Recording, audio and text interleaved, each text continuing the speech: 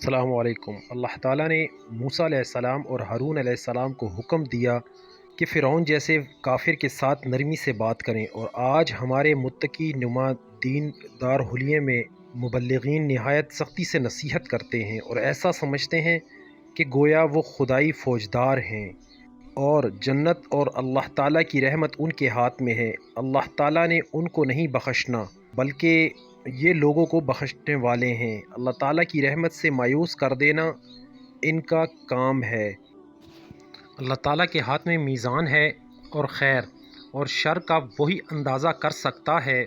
اگر ایک طرف نیک اعمال ہیں تو دوسری طرف اللہ تعالیٰ اور اس کے محبوب رسول اللہ صلی اللہ علیہ وآلہ وسلم سے حسن عقیدت ہے۔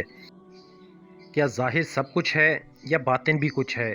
اللہ تعالیٰ نہ ہی عملوں کو دیکھتا ہے نہ شکلوں کو دیکھتا ہے، بلکہ وہ ہمارے دلوں کو دیکھتا ہے۔ اگر ہمارا ایک دفعہ اللہ تعالیٰ کہنا یا ایک دفعہ درود و سلام قبول ہو گیا تو یہ ہمارے تمام گناہوں پر انشاءاللہ تعالیٰ غالب آ جائے گا۔ خوف دعا ہے اور محبت غذا ہے۔ کاش ہمارے دلوں میں اللہ تعالیٰ اور رسول صلی اللہ علیہ وآلہ وسلم کی محبت سب محبتوں پر غالب آ جائے۔ آمین ثم آمین۔